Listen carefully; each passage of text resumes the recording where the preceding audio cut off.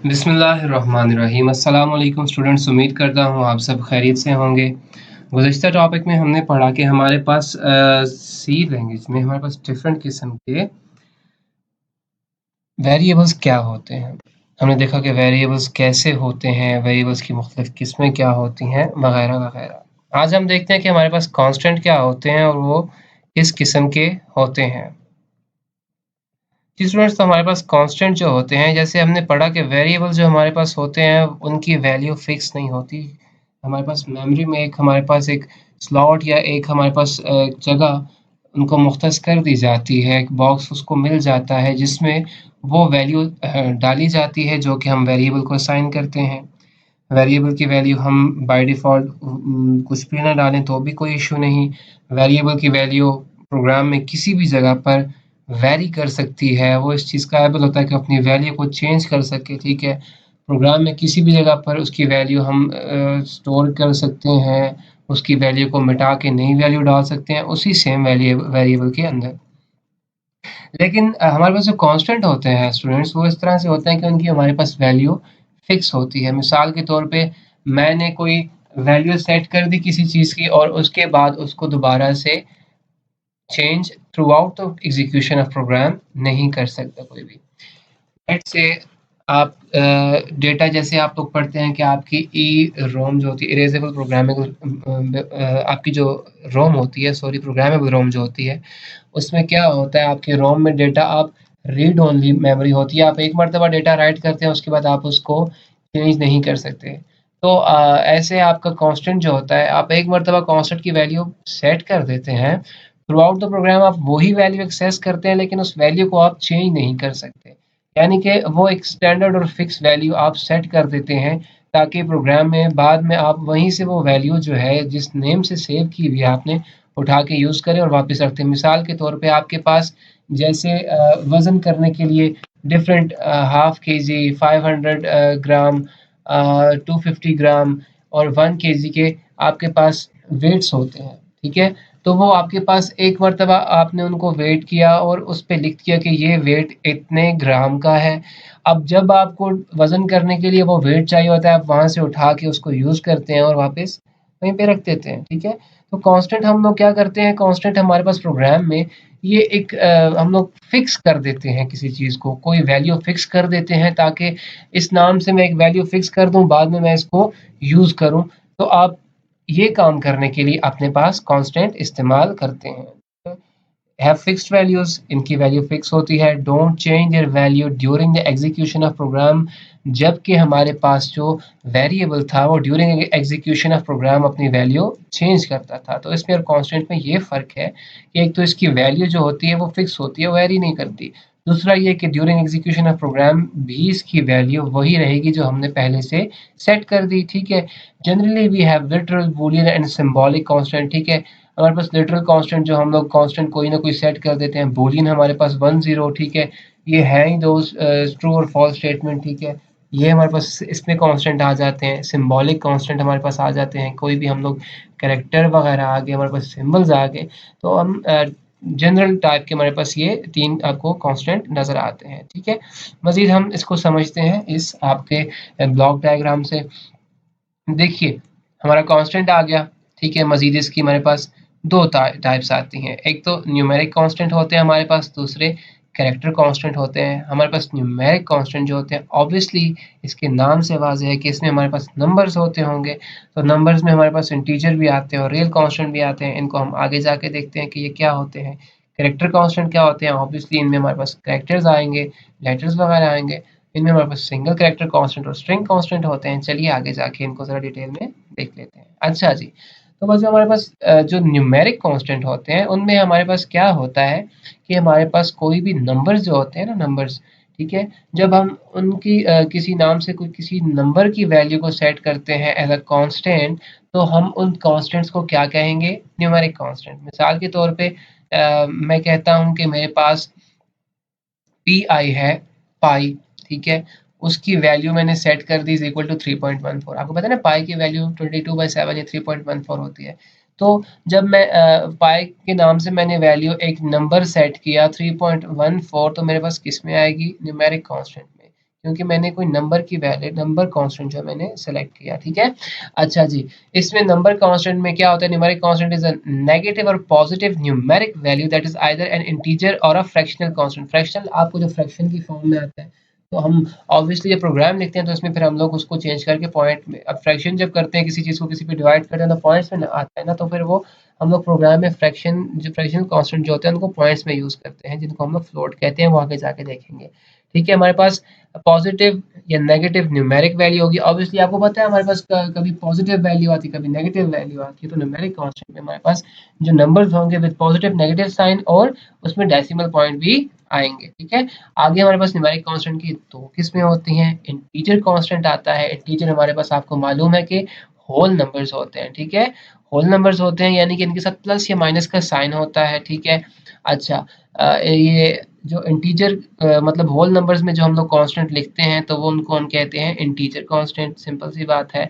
अच्छा जी, मिसाल के तौर पे आपका -1 +1 -2 +2 -3000 +4000 वगैरह वगैरह, ये सब जैसे मैंने आपको पिछले लेक्चर में बताया था ना कि एक स्पेसिफिक रेंज डिफाइन कर देता है हमारा प्रोग्रामिंग लैंग्वेज, कि आप इस रेंज इस पॉइंट से लेके इस पॉइंट तक दरमियान में जितने नंबर्स आते हैं आप उनको यूज़ कर सकते हैं। तो फिर इंटीजर था, शॉर्ट था, लॉन्ग था। आपको याद होगा कि मैंने डिफरेंट टाइप ऑफ ये पढ़ाए थे मैंने आपको डेटा टाइप्स, तो वो उसके हिसाब से आपको इंटीजर नंबर्स प्लस माइनस में जितने भी रेंज में आते हैं आप उनको सेट कर सकते हैं एज अ न्यूमेरिक या एज एन इंटीजर कांस्टेंट। ठीक है, अच्छा फिर फ्लोट कांस्टेंट हमारे पास आते हैं, या आप जिनको फ्रैक्शनल कांस्टेंट कहते हैं। बेसिकली ये वो कांस्टेंट होते हैं कि जिनमें हम लोग डेसिमल पॉइंट यूज़ करते हैं। ठीक है, आप जब फ्रैक्शन जैसे आप 5/2 करते हैं तो आपको 2.5 मिलता है ना, तो ये पॉइंट में जो हमारे पास वो एक लिखी हुई आते हैं नंबर्स, तो उनको हम लोग क्या कहते हैं, डेसिमल पॉइंट वाले नंबर्स, या फिर हम लोग कहते हैं रियल नंबर्स, या हम कहते हैं फ्लोट नंबर्स कहते हैं। तो फ्लोट नंबर्स जो होते हैं हमारे पास, ये फ्लोट की मदद से हम उनको डिक्लेयर करते हैं। जैसे आपको याद होगा इंटीजर को int से डिक्लेयर कर किया जाता है। हाँ, तो फ्लोट कांस्टेंट वो होते हैं हमारे पास के जो डेसिमल पॉइंट्स वाले नंबर आ गए। ठीक है, तो फ्लोट कांस्टेंट मतलब जिनमें जिस कांस्टेंट की वैल्यू हम कोई ना कोई डेसिमल पॉइंट रखेंगे तो वो किस में हमारे पास आएंगे, फ्लोट कांस्टेंट में आएंगे। इंटीजर में हमारे पास प्लस माइनस साइन के साथ कोई भी होल नंबर्स आते हैं तो हम उनको एज अ कांस्टेंट जब सेट करेंगे तो हम कहेंगे कि ये इंटीजर कांस्टेंट है। तो जब हमारे पास डेसिमल पॉइंट के साथ जो रियल नंबर है हमारे पास, जब हम उनको एज अ कांस्टेंट सेट करेंगे तो हम कहेंगे कि ये हमारे पास फ्लोट कांस्टेंट है।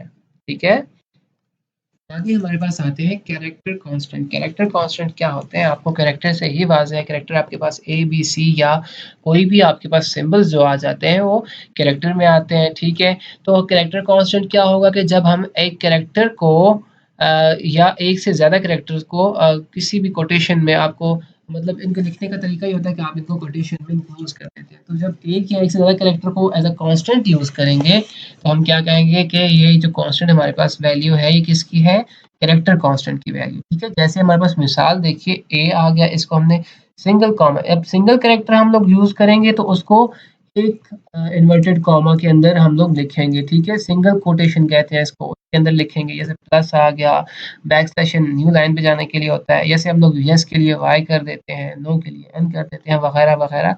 जब आगे प्रोग्राम में आप इस तरह से यूज करेंगे तो हम कहेंगे कि ये एक कैरेक्टर कांस्टेंट वैल्यू है। ठीक है, इसकी टाइप हमारे पास आती है कैरेक्टर आ गया, यानी कि जब सिंगल कैरेक्टर लिखेंगे जैसे ए बी सी या प्लस माइनस वगैरह वगैरह, तो उसको हम क्या कहेंगे कि ये कैरेक्टर जो है, जब हम इसको एज अ कांस्टेंट यूज करेंगे तो हम कहेंगे कि ये जो कांस्टेंट हमारे पास वैल्यू आ रही है कौन सी होगी, कैरेक्टर कांस्टेंट है।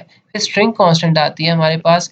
जैसे स्ट्रिंग आपको पता है कि हमारे पास collection of words, collection of letters जो होती है, ठीक है, वर्ड या कलेक्शन ऑफ वर्ड्स आ जाती है, तो उसको हम लोग लिखते हैं स्ट्रिंग में। ठीक है, स्ट्रिंग क्या होती है, एक लड़ी समझ लें आप। ठीक है, स्ट्रिंग को हमेशा हम लोग डबल कोटेशन में लिखेंगे।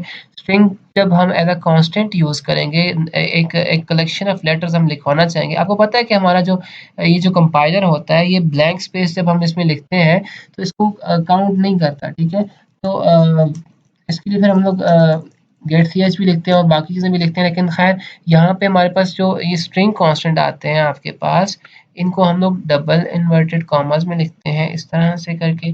आपको याद होगा कि मैंने प्रोग्राम लिखा था सी आउट हेलो वर्ल्ड, तो हेलो वर्ल्ड को मैंने इसी तरह से डबल कोटेशन में लिखा था।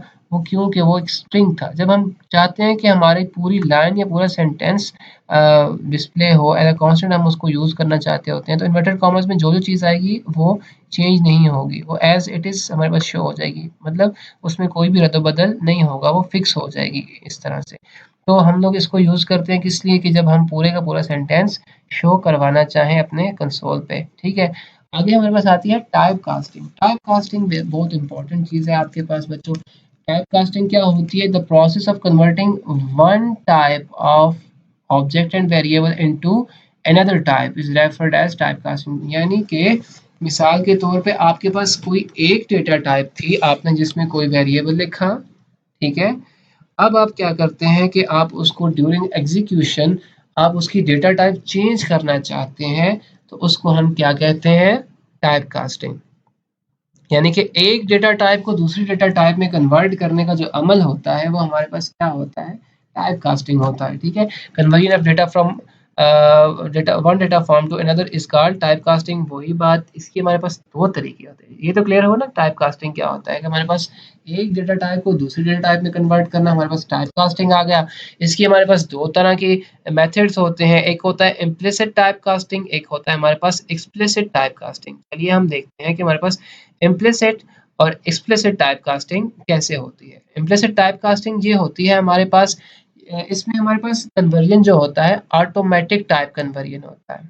ऑटोमेटिक टाइप कन्वर्जन कैसे होता है कि मतलब इसमें हमें अपने कंप्यूटर को, कंपाइलर को नहीं बताना पड़ता, वो ऑटोमेटिकली आपका जो वन टाइप से दूसरी टाइप में डेटा होता है, डेटा टाइप, उसको ऑटोमेटिकली खुद ही कन्वर्ट कर देता है, ठीक है। It is carried out by the compiler without the need of user initiated action. यानी कि कंपाइलर ऑटोमेटिकली आपकी one data type, let's say int था, जैसे नंबर में हमारे पास देखें आपके पास न्यूमेरिक कांस्टेंट में इंट और फ्लोट आते थे ना, तो अगर मैं एक डेटा टाइप लिखता हूँ इंट, मैं उसको कन्वर्ट करना चाहता हूँ, मैंने दूसरा डेटा टाइप लिखती फ्लोट, ठीक है, तो वो ऑटोमेटिकली मैं चाहता हूँ फ्लोट को इंट में या इंट को फ्लोट में कन्वर्ट करे, मैं उसको खुद ना बताऊं, लेकिन ऑटोमेटिकली अगर वो आपका कंपाइलर कन्वर्ट कर दे तो वो किस में आएगी? इम्प्लिसिट टाइप कास्टिंग में आएगी, ठीक है। इसको हम देखते हैं कैसे होती है।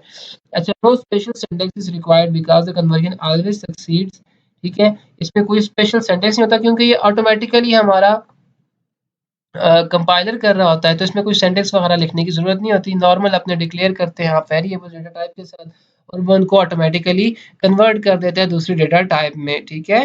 Okay, examples include conversion from smaller to larger integer type, ठीक है। जैसे आप स्मॉल शॉर्ट इंट को लॉन्ग इंट में कन्वर्ट कर देते हैं, वो ऑटोमेटिकली उनकी रेंज देख के तो वो उस हिसाब से उनको कन्वर्ट कर देता है, ठीक है। And conversion from derived class to base class, ये ऑब्जेक्ट ओरिएंटेड की चीज़ है, ये आप आगे जाके समझेंगे, ठीक है। It generally take place when in an expression more than one data type is present. Example देख लें आप, इसकी आपको समझ आ जाएगी। जैसे मैं यहाँ पे लेता हूँ इंटीजर डेटा टाइप है मेरे पास, उसका मैंने एक वेरिएबल लिया एक्स, उसको वैल्यू दे दी मैंने कहा जी ये एक्स जो है वो हमारे पास है 5 प्लस 12.5, ठीक है। ये एक्स है, उसकी वैल्यू क्या है? 5 जमा 12.5। तो ये हमारे पास वैसे तो 5 प्लस 12.5 हमारे पास क्या आता है? 17.5 आता है ना। अब देखिए जो ये मेरे पास इंटीजर प्लस 5 है, इंटीजर डेटा टाइप है, और मेरे पास ये 12.5 आपको याद है मैंने पढ़ाया, ये हमारे पास फ्रैक्शन फॉर्म है, ये फ्लोट टाइप, ये डेसिमल पॉइंट आ रहा है, तो ये हमारे पास कौन सी फ्लोट डेटा टाइप है।